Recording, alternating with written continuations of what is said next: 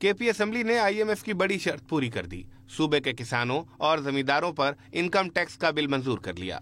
Bill के मुताबिक 6 लाख से कम आमदन और 12.5 एकड़ जमीन रखने वाले किसानों पर कोई टैक्स आयद नहीं होगा।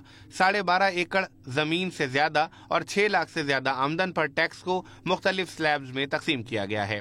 12 लाख रुपए तक इनकम रखने वाले किसानों को 6 लाख रुपए का इस्तिस्ना होगा। इजाफी आमदनी पर 15% टैक्स लगेगा, यानी 9 लाख रुपए आमदन वाले को 3 लाख रुपए पर टैक्स अदा करना होगा, जो सालाना 45,000 रुपए बनेगा।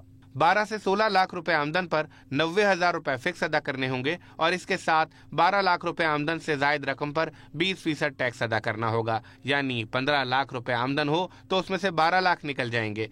बाकी 3 लाख पर 20% टैक्स, जो 60,000 बन जाएगा। उसमें 90,000 रुपए शामिल करें तो कुल टैक्स 1,50,000 रुपए अदा करने होंगे। 16 से 32 लाख रुपए आमदन पर 1,70,000 रुपए फिक्स टैक्स होगा। इसके साथ 16 लाख से जायद रकम पर 30% टैक्स देना होगा। मसलन अगर आपकी आमदन 30 लाख रुपए हो तो 16 लाख से इजाफी 14 लाख का 30% 4,20,000 है। इसके साथ 1,70,000 भी देने होंगे, जिससे कुल टैक्स 5,90,000 रुपए हो जाएगा।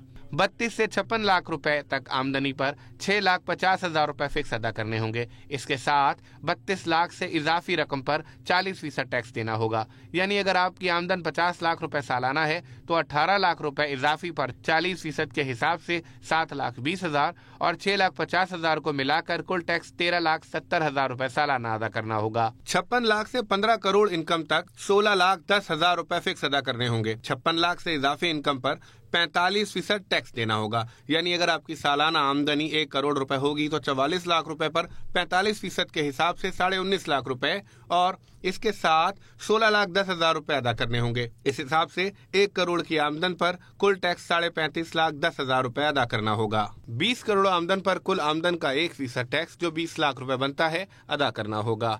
25 करोड़ आमदन पर 2% टैक्स अदा करना होगा, जो 50 लाख रुपए बनता है।